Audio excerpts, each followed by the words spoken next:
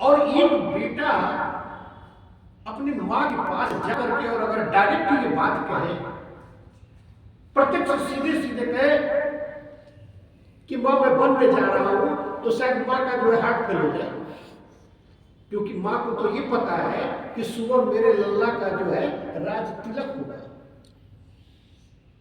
तैयारी में मगन है, प्रसन्न है, दान पे दान लुटाए जा रहे हैं। इतना दान लुटा रहे हैं, इतना दान लुटा रहे हैं कि जो दान पाने वाले हैं वो ये कह देते हैं कि माता रानी बस अब नहीं चाहिए। याचक अयाचक हो गए, मांगने वाले अब न मांगने वाले हो गए।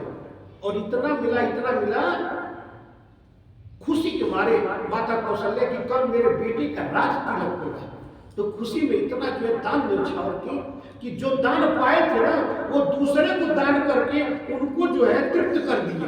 सोच लीजिए कितना दान की थी। और ऐसी माँ इतनी अद्भुत, इतनी व्याकुलता, इतनी आधारित थी, इतनी प्रसन्न थी। अब बताइए वैसे समय में अगर जाके लड़का ये कहे, पुत्र ये कहे कि माँ मुझे जंगल जाना है, तो कितना जो है माँ को ये कहीं शॉक हो जाएगी माँ।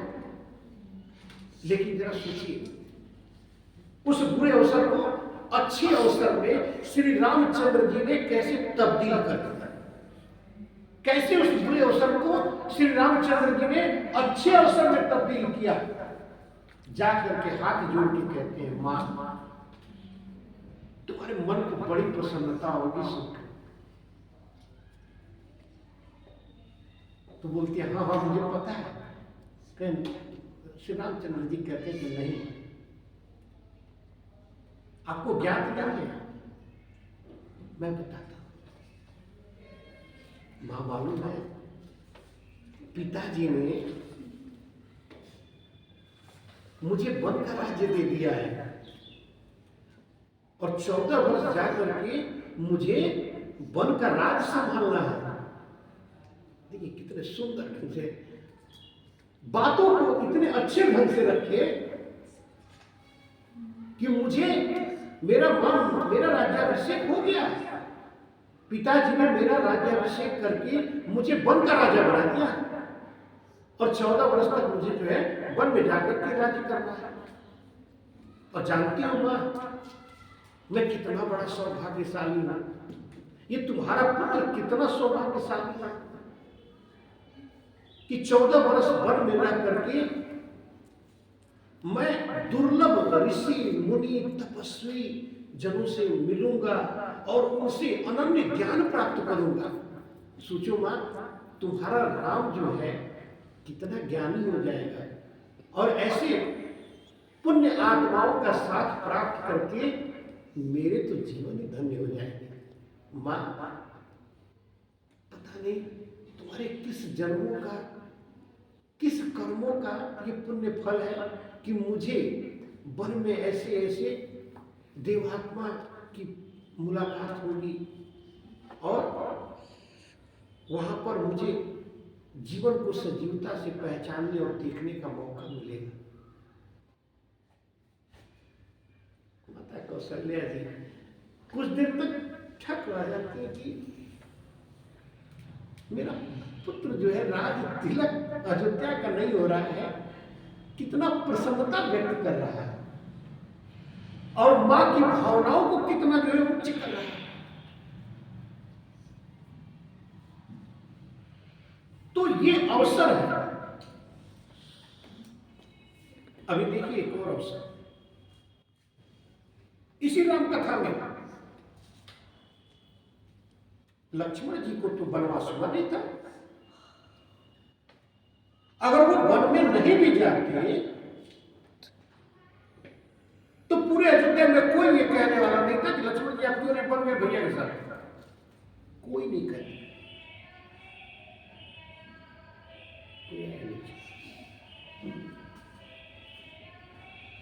कोई ये नहीं कहता कि आप जो है वन में क्यों नहीं जाते। लेकिन देखिए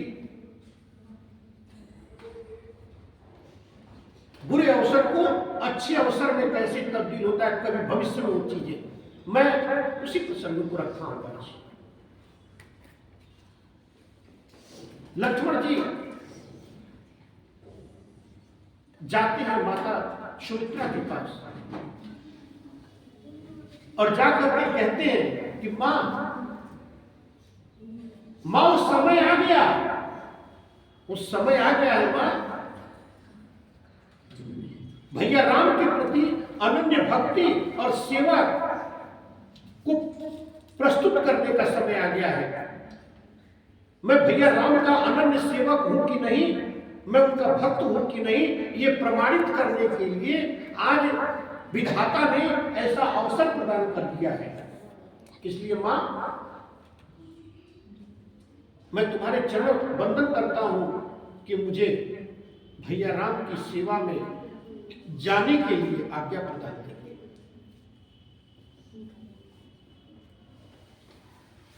और माता सुमित्रा जी आज्ञा प्रदान करती है कि पुत्र ध्यान रखना, भैया राम को किसी तरह का कोई तकलीफ न हो, और ये भी ध्यान रखना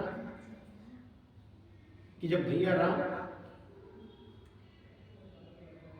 दिन भर जगे रहे तो उनकी सेवा करना, और रात्रि में जब सो जाए तो उनकी सुरक्षा में पहरा देना। तो उन्होंने कहा मां, आपके शब्दों का अक्षराशा पालन होगा। आपने जो वाणी का एक एक अक्षर बोला ना, उस वाणी का अक्षराशा पालन होगा मां। और फिर आपको पता है 14 वर्ष श्री लक्ष्मण भैया सोए ही नहीं।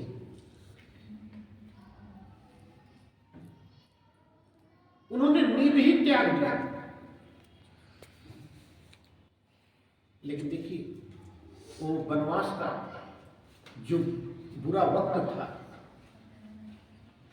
वो जब वनवास का बुरा वक्त 14 वर्ष बीत गया ना,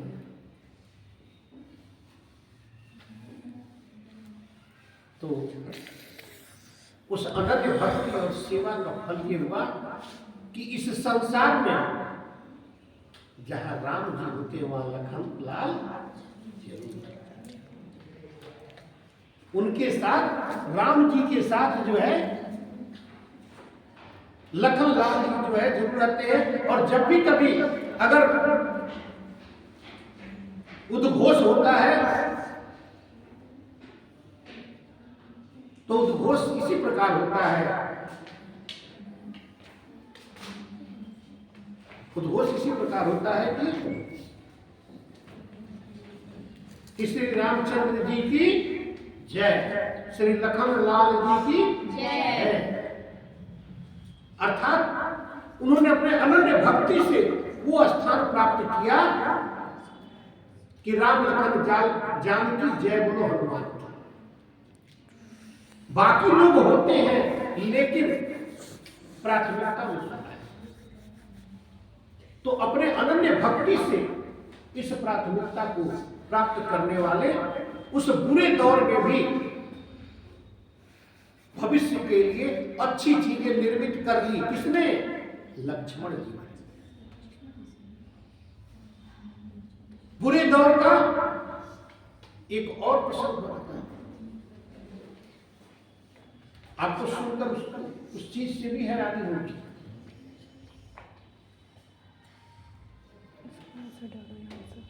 उर्मिला जी का नाम तो सुना होगा। उर्मिला, नहीं पहले उठाने लग जाएगा तुमको। उर्मिला जी, देखिए लक्ष्मी जी ने अपना चतुर्थ रूप किया था। एक रूप में सीता जी, तो दूसरे रूप में मांडवी, तीसरे रूप में उर्मिला जी, और चौथे रूप में श्रुति कृति। ये लक्ष्मी जी का चतुर्था रूप था। इस चतुर्था रूप में उन्होंने ये जो उर्मिला जी का रूप था, देखिए समय कितना जो है वो विधाता ने कितना